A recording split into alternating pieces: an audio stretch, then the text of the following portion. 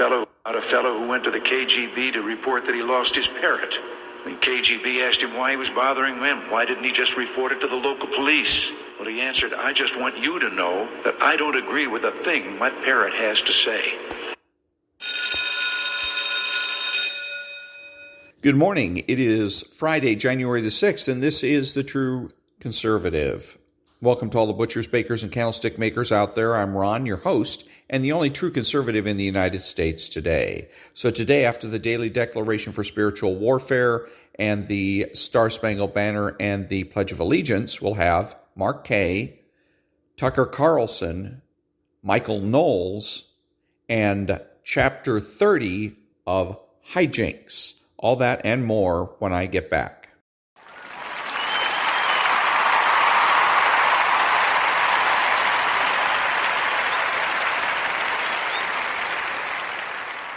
Thank you. And now the Daily Declaration for Spiritual Warfare, Biblical Principles to Defeat the Devil for January the 6th. I am dead to my sinful nature because God has made me alive with Christ. Because of his Son's sacrifice, God has forgiven all my sins, nailing them to the cross of Calvary. He has disarmed all demonic powers and authorities and allowed me to triumph over them through the work of his Son on the cross. Amen. And that was the Daily Declaration for Spiritual Warfare for January the 6th. Put your hearts, face your parents, ready, begin. I pledge allegiance to the flag of the United States of America and to the republic for which it stands, one nation, under God, indivisible, with liberty and justice for all.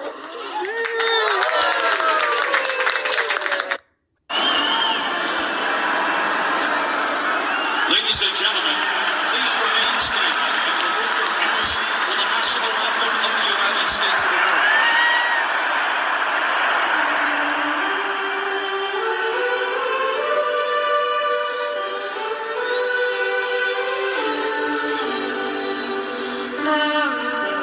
Can you see by the dawn's early light what so proudly we hailed at the twilight's last gleam, whose broad stripes and bright stars through the perilous fight o'er the ramparts we watched were so gallantly streaming, and the rockets ran the once bursting in air, yet through the night that our flag was still there.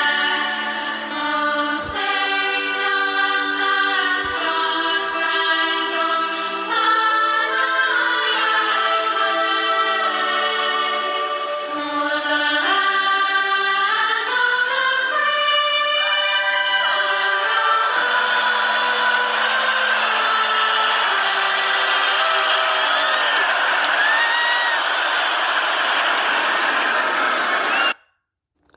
the Thank you. And now, There's No Free Lunch, 250 Economic Truths by David-Bahnsen. Taxation.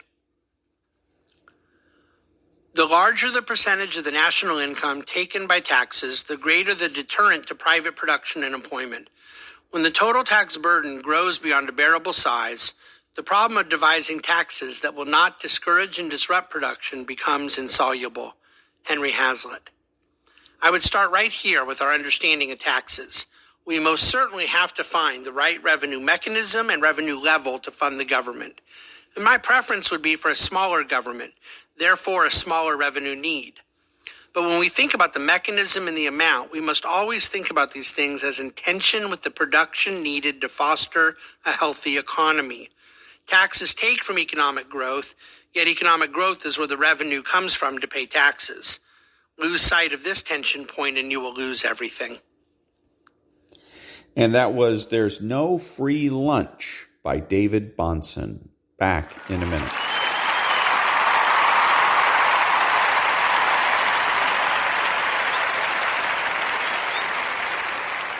Thank you. Now about a minute or two with Mark-Kaye about what's going on in the Congress.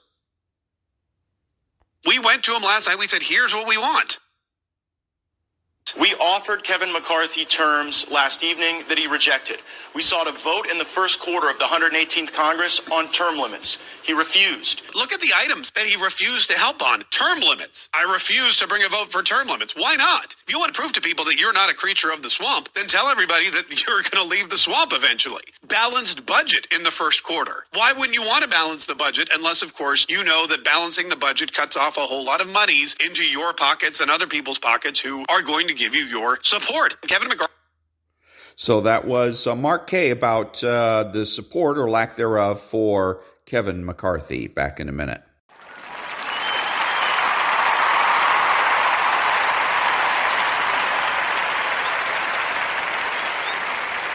Thank you. And now 5 minutes with Tucker-Carlson about the standoff in Congress. And welcome to Tucker-Carlson. Tonight, Kevin McCarthy's just lost the 11th round trying to be speaker.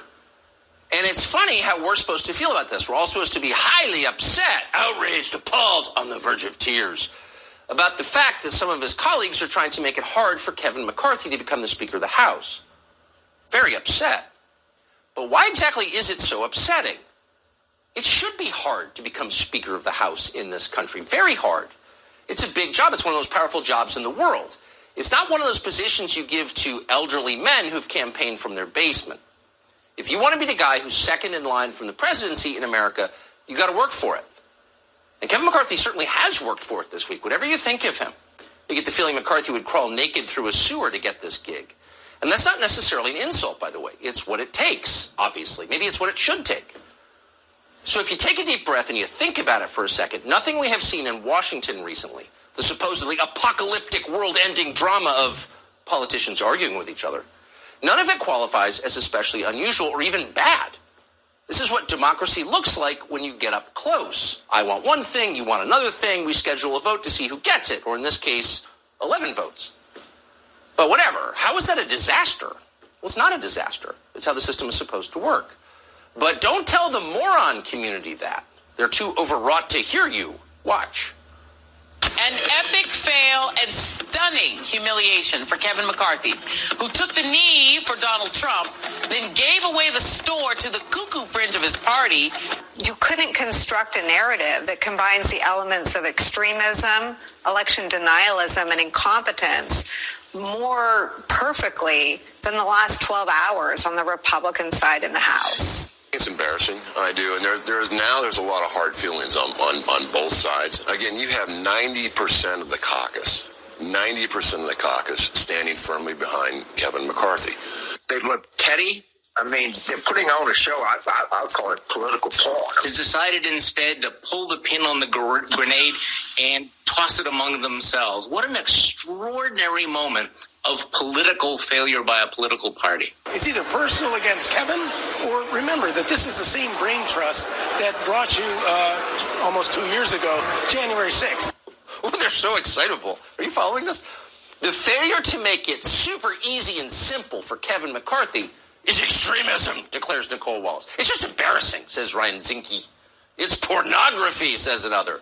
Poor old Charlie Sykes got so upset watching the proceedings that he compared a vote in Congress to an exploding hand grenade. There was smoke and fire and shrapnel and the shrieking of the dying calling out for their mothers because some people would not vote for Kevin McCarthy. That's what it was like in there, ladies and gentlemen. Some of us will never recover. Then another one of the buffoons in the clip you just saw went further and called the whole thing terrorism, which is the remorseless use of violence against the civilian population to effect a political goal. So Chip Roy is Osama bin Laden now. Hunt him down in his cave. Dan Crenshaw of Texas, filling the role recently vacated by his friend Adam Kinzinger, said virtually the same thing yesterday. Anyone who doesn't support Kevin McCarthy for Speaker is a terrorist. And Crenshaw's voice seemed to crack with emotion as he said he meant it. What's going on here exactly? Why are these people so upset? Well, part of it, of course, is political. Dan Crenshaw is a committed neoliberal. He's a tool of his donors. He's hawkish on Ukraine's borders, but in different 2 hours. And Dan Crenshaw knows that Kevin McCarthy is the least conservative speaker he is likely to get ever. And they all think that. Watch one of them make the case. There is this widespread myth among many of my conservative brethren that being electable makes you more moderate. That being electable makes you part of the establishment. There is no freaking establishment. If there was an establishment, this wouldn't be happening. Kevin McCarthy would be, by almost any objective measure, one of the 2 or 3 most conservative Republican speakers in U.S. history, at least for the last 100 years. Paul Ryan was the most conservative speaker. This idea that being part of the establishment makes you a rhino squish loser is this fantasy that these guys are getting high on their own farts and like Fox green rooms on. And it's nonsense. You know what? Scolds the moron. Kevin McCarthy is conservative enough for you. So shut up and accept him, or else we're going to call you names. Okay, tough guy, settle down. So again, what you're seeing here is the usual left-right ideological politics at work. But that is not all that is going on. Because actually, most politicians are not very ideological, even the ones who claim to be. They wouldn't know an idea if I got in the shower with them. In fact, a lot of them are agnostic about ideas. But the one thing that every politician has in common, every one of them, is every one of them wants to win elections. That's the goal. And honestly, by that measure, Kevin McCarthy has underwhelmed. The red wave that we were all promised, remember that? It didn't materialize last fall. The midterms were a crushing disappointment. Now, that is not all Kevin McCarthy's fault. If you want to blame a single person, blame Mitch McConnell, who deserves it. But Kevin McCarthy was the head Republican in the House when that happened, that debacle happened. And he shares responsibility for it. That's true. But you never know that from listening to Republican leaders in Washington. They don't talk about it. They've never atoned. They have no plan to change. They'd like to ignore what happened in November and move on as if everything is fine. That means McConnell continuing to be minority leader. That means McCarthy as speaker. That means Ronna Romney McDaniel still running the RNC, the same team that was in place 2 months ago. How does that work exactly? If I'm a valet parker and I crash your car, you don't give me another car to park until I take a driving lesson, right? Oh, not in Washington. Have another car. A more expensive one this time. Because if there's one thing that Washington hates on a bipartisan basis, it's accountability. And unfortunately, the Republican Party is no different in that. No one is ever punished for failure or ever forced to explain how those failures happen. And as a result of that lack of accountability, no one ever improves. Everybody just keeps getting rewarded for producing the same disasters. Think about that. If you raised your kids like that, they'd be in prison. So maybe the main thing that's making people mad is that. Republican voters see the same people in charge producing the same mediocre results, paying a lot more attention to lobbyists than to them. That's not democracy, actually. It's the opposite of democracy. And watching this drives them insane. It's a fair bet that most people don't hate Kevin McCarthy as a man. He's no Mitch McConnell. Pretty nice guy, actually. But most normal people do hate the system that keeps promoting Kevin McCarthy for turning in a subpar performance. So say what you will about the effort to prevent McCarthy from becoming speaker, the terrorism, as we're calling it in Washington, is terrorism. That effort has one upside. That effort has challenged the current system in a meaningful way. Kevin McCarthy may in the end become Speaker of the House. He likely will, because no one seems man enough to challenge him directly, so he'll get it by default, and he's trying really hard. So maybe he does deserve it. But here's the critical thing to know. If he does become Speaker, by the time he becomes Speaker, Kevin McCarthy will have learned a lot. Kevin McCarthy will have publicly acknowledged his failures. He will have been forced to face the people he has disappointed, both within the Congress and outside of it. And he will have promised to change. So here we will have suffering, accountability, and repentance. Those are not bad things. No, those are the best things. Those are the wrenching life experiences that turn the mediocre into decent people. And Kevin McCarthy never would have done any of that unless he was forced to. None of us will ever do any of that unless we're forced to. So 20 of Kevin McCarthy's colleagues have forced him to become better. And the rest of us ought to be very grateful to them for doing it because no one else was going to. And that was 5 minutes of Tucker-Carlson with analysis about the goings-on Capitol Hill. A couple of things. First of all, a lot of this, what he was doing was very, very sober analysis. And you'll notice that it was appeals to common sense, where he's talking about this is democracy. And he's right. Now, the one thing he didn't cover was we are getting lost, all of us, in party politics. We look at things in terms of Republicans and Democrats. But no, that's not what this is. The House of Representatives is not the House of Republicans and Democrats. It is a body that is full of people that represent specific districts within the United States of America. The people that say, well, we're here to do the Americans' business, baloney. Mind your own business. Don't worry about all of America. What you need to do is concentrate on your district. You need to say, I'm here to represent my district, the people in my district, whether Republican, Democrat, Independent, or otherwise. Okay? So he didn't quite cover that because that is going to go a long way towards getting some clarity on Capitol Hill. Too many people that go to Capitol Hill think that their job is to represent the Democrat Party or the Republican Party instead of representing their constituents. So the degree to which we're moving in the direction of representing constituencies rather than representing parties, this is a good thing. The other thing about what Tucker-Carlson said that I didn't like was he was playing these clips from all these other people that are insulting the Republican Party and various members in it. And every single clip, you couldn't see it, but this was a video and not just an audio clip. So I could see that it was every single one was from either CNN or MSNBC. And again, talk show hosts are there to do two things: fill airtime and get ratings, and controversy sells. That's not an excuse. It's a bad thing. It shouldn't be that way.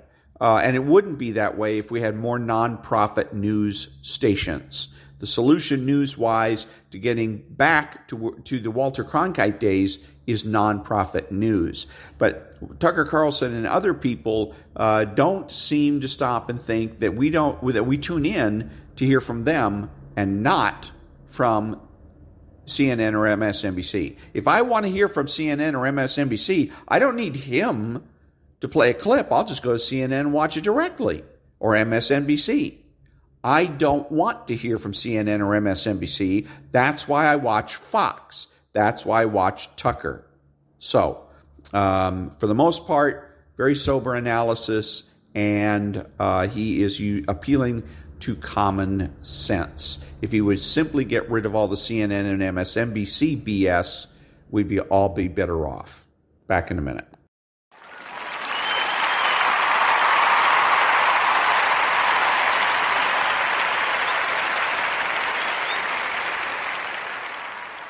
Thank you. And now, 8 minutes of Michael-Knowles.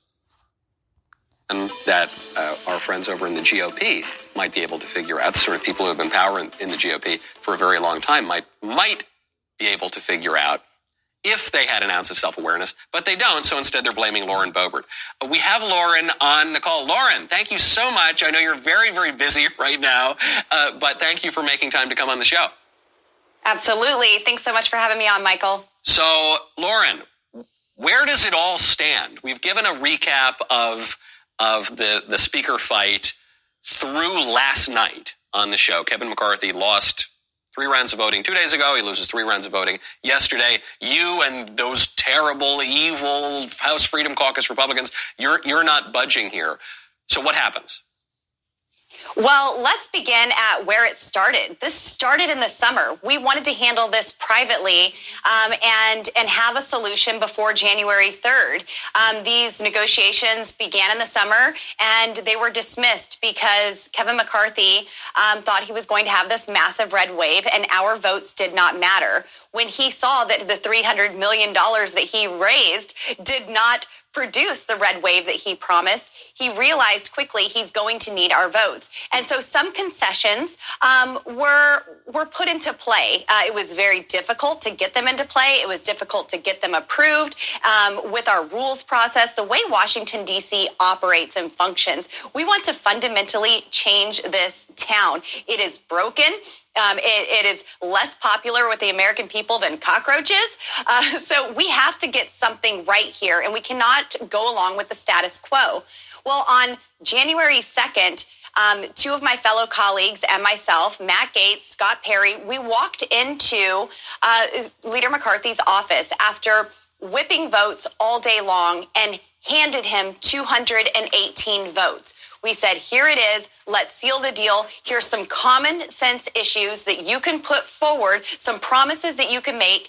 Single member motion to vacate. So there is accountability on the third in line to the presidency of the United States. You cannot demand more responsibility and follow Nancy Pelosi's precedents of less accountability. So this is our check and balance on the speaker. And that was a priority for me personally, certainly, and for many others. But then things like bring the Texas border plan to the floor for a vote. Bring a term limits bill to the floor for a vote. Any member who wants to reduce spending in an amendment will make that amendment in order so we can bring it to the floor and have a vote. Earmarks, bring them to the floor individually for a vote. This is spending money that we do not have. So let's at least have a vote on it instead of packing it into a bill where we have no option to either swallow the whole thing or say no way. These are things that we presented to him. He solicited a list from us of committee assignments. All members provide committee assignment requests. We know where our talents and skills are best utilized, and we provided that list. Kevin McCarthy made a great argument saying, listen, the people in this group only want 2 committees. I need you spread out. I want you to have more influence. And we agreed with that. And we said, this is a time constraint on many of the members. It's a lot of responsibility, a lot of pressure, but we're willing to take that sacrifice and have these committee assignments that bear more pressure. And so we provided that to him. And then January 2nd, when all of that was laid on the table, Kevin McCarthy laughed us out of the room, said that it was a selfish wish list, and would not take the deal. Well, now here we stand, Michael. I no longer have those 218 votes to provide to Kevin McCarthy. So it doesn't matter if I go to the floor today and vote for Kevin McCarthy, because there are now more than ever votes that he does not have to get to that speakership. This is very important to know. He walked out of that meeting and lied about what we requested. Trust is absolutely broken if there was any to begin with. And this is a huge problem. We want unity in the Republican Party. And I believe now is the time to start seriously considering consensus candidates who will unify the Republican Party so we can get to work for the American people. This is really important context, I think, because what you're saying is, over the summer, Leader McCarthy just didn't think he needed you guys because there were supposed to be more Republicans in the House, and so he would be able to win the speakership without having your votes along. Because of what happened, that turned out to be a bad bet. And when you make bad bets, you got to pay the price for those bad bets. And you bring up this other point, which is trust. And I think this is really important because a lot of this debate has focused on how on the issues, Kevin McCarthy is relatively pretty good. We come from a world of John Boehners, so I guess Kevin McCarthy is more conservative than John Boehner. But what you're saying is, no, it's really about trust. When we're talking about leadership elections, we need to be able to trust the leader. And what you're saying is, you don't think that Leader McCarthy has proven himself trustworthy. Correct. And that's why we wanted the tools implemented to where maybe we don't need to trust him because the individual member is empowered enough to get the job done and is not ruled by a dictator as speaker. This is not a kingdom that we live in. We don't anoint a king. I believe that this is how our founding fathers intended this process to work. Our vote is there to be debated, not just rubber stamped and cast to the biggest fundraiser. But you cannot have good faith negotiations where trust is absent. And so that's why motion to vacate was so important to me, because that is the check and balance on this position. If you break trust, if you don't do what you promised, well, buddy, you're out of there. And he has already shown he's not willing to do that. I still have not seen a public announcement of a single member motion to vacate. He's lying to the American.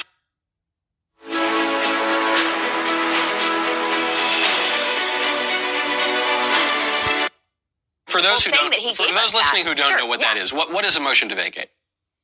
A motion to vacate gives us the opportunity to remove the speaker and have another vote for speaker if necessary. This is something that does not get used, but it's available. This is something Thomas Jefferson wrote and has been in effect for nearly 2 centuries. And Nancy Pelosi was the first speaker in history to modify that. She removed that individual empowerment from the member and said, you no longer have a say in this. I get to rule how I want, and you don't have a check. You don't have a balance. Kevin McCarthy wanted to leave that as Nancy Pelosi had it. There were concessions. He got down to 50, got down to 20, got down to 5.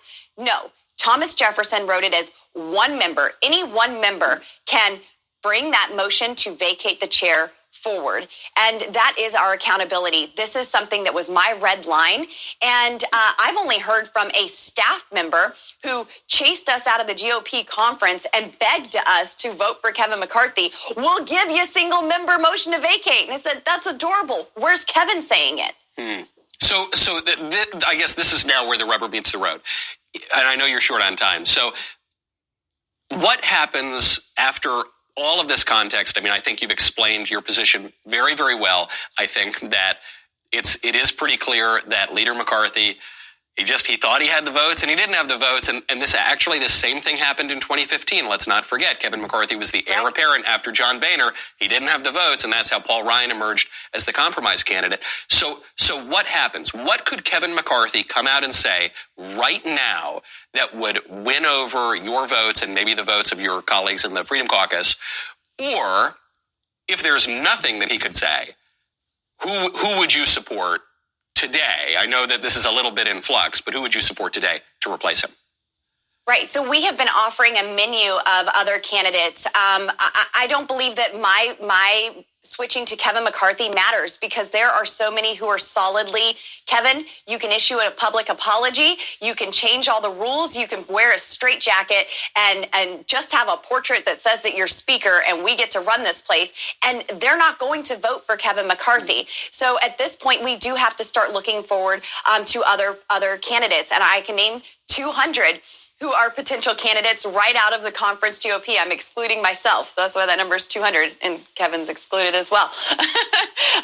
But this is something that we have to start talking about. We've presented Jim Jordan. We have presented Andy Biggs. We've presented Byron Donalds. I've heard Jim Banks' name be voted on during these votes. Maybe it's someone outside of Congress. Maybe it's a Lee Zeldin who actually won us the majority. Without his efforts in New York running for governor, we wouldn't have the majority. Yeah. And maybe it's someone who is in the conference, like a Kevin Hearn, who is currently chairman of the Republican Study Committee, which is the largest caucus in the Republican conference. He was unanimously elected with 173 votes to chair that committee, and he actually has a balanced budget that he wants to put on the floor, which is another thing that Kevin denied in our proposal on January 2nd.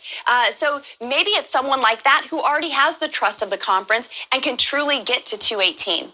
Before I let you go, Lauren, is the trust now just irreparably broken? That is to say, if Kevin McCarthy came out and issued a statement and said, okay, I'll give you a single member motion to vacate, okay, I'll give you this, that, or the other thing, one, would that change your vote?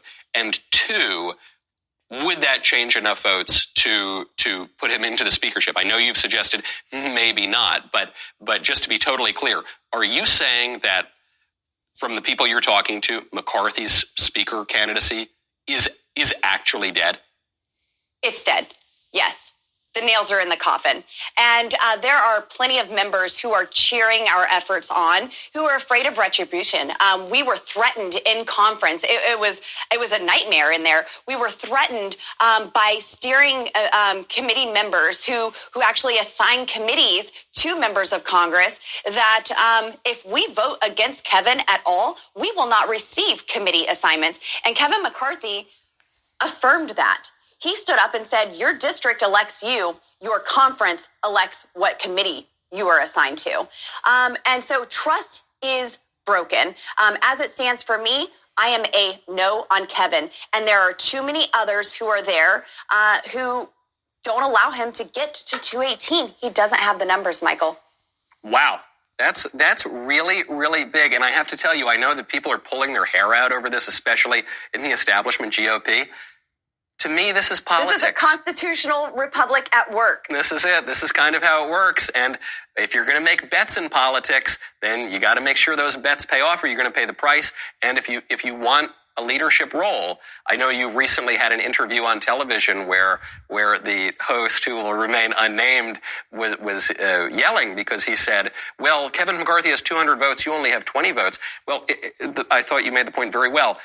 The first test of a congressional leader, someone who is in leadership, someone who's the Speaker of the House, is can you get the votes that it takes to put you into the office? Because the whole job is getting the votes and creating consensus. Lauren, thank you so much for taking the time today. I will be waiting with popcorn, maybe with some booze, as Kat Kamek suggested people do, to see how this fight plays out. Thank you. And that was actually closer to 13 minutes of Michael-Knowles with Lauren Boebert, and I liked it because it provided a little bit of insight. Lauren Boebert provided some information as to what was happening behind the scenes, because there's so many people that are talking smack about what's going on. They're the people that said that she and others were only interested in committee assignments. It was all self-aggrandizement, and she went ahead and explained how that happened, and that they were basically set up, that McCarthy asked them to go ahead and make these committee assignment requests, and then used it as a knife to stab them in the back. So that, again, Michael-Knowles and Lauren Boebert, back in a minute.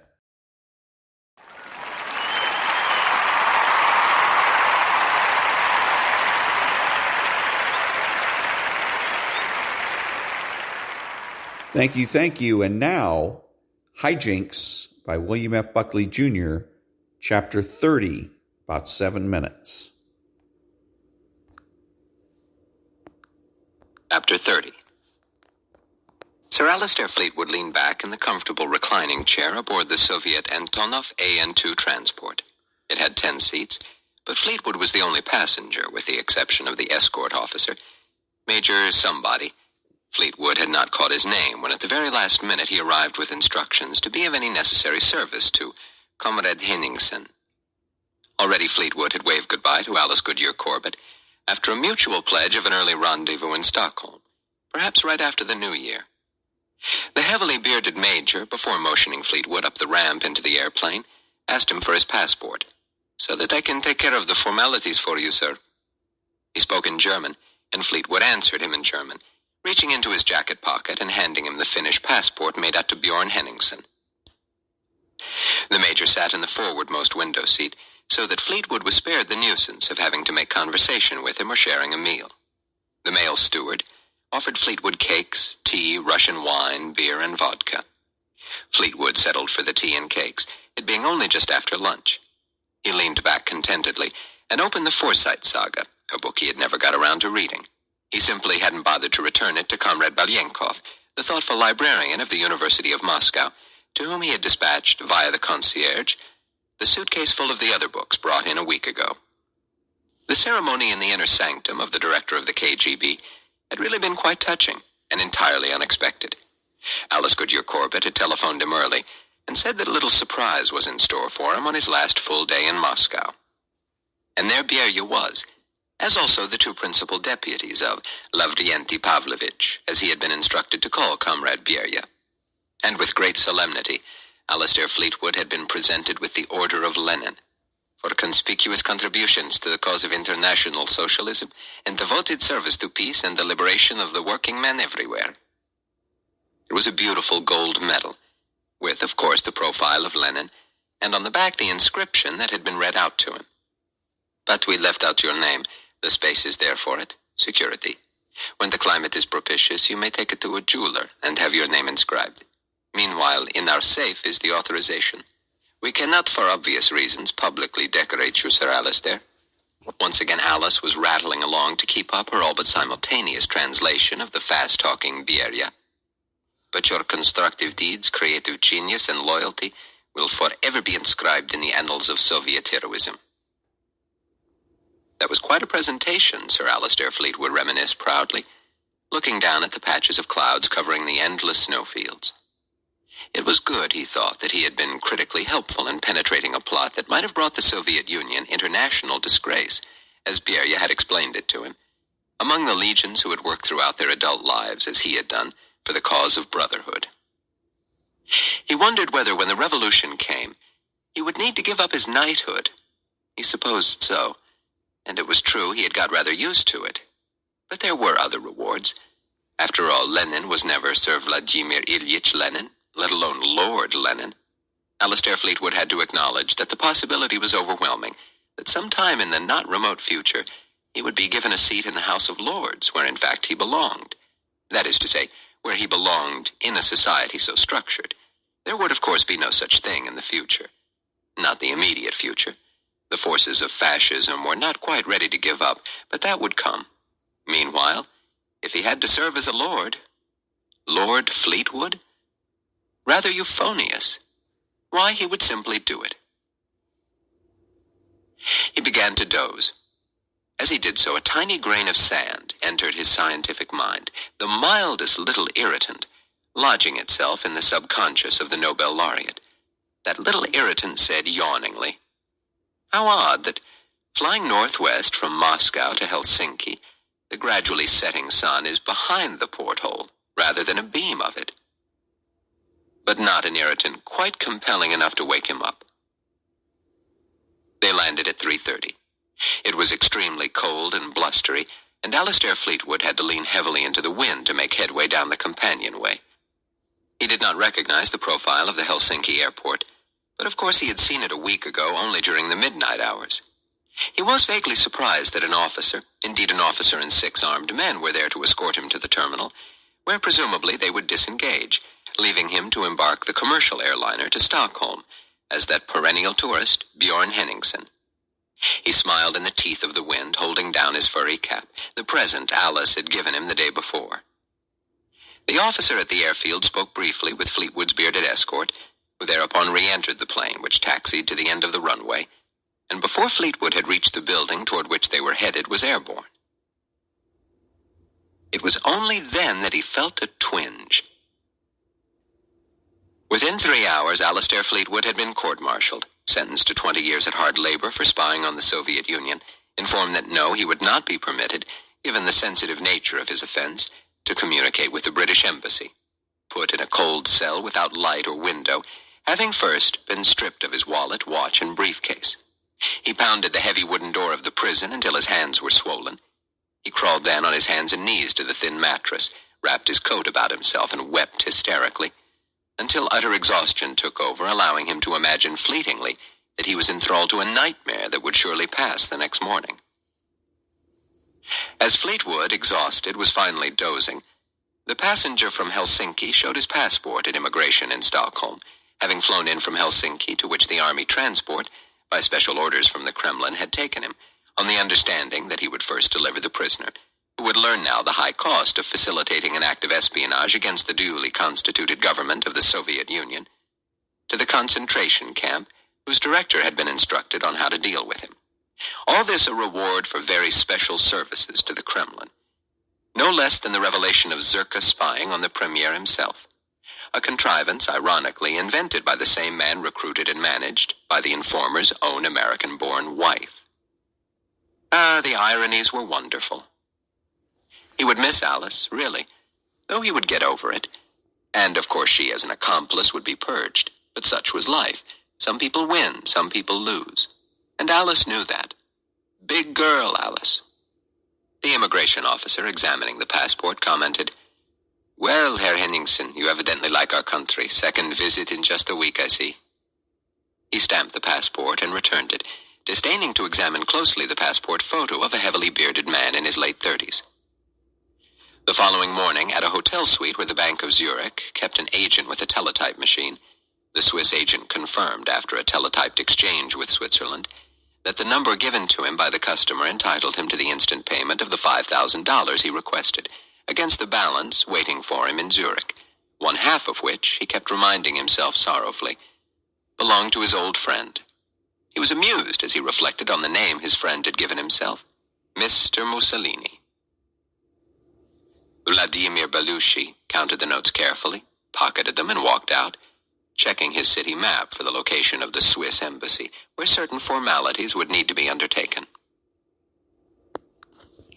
And that was chapter 30 of Jinx. Back in a minute.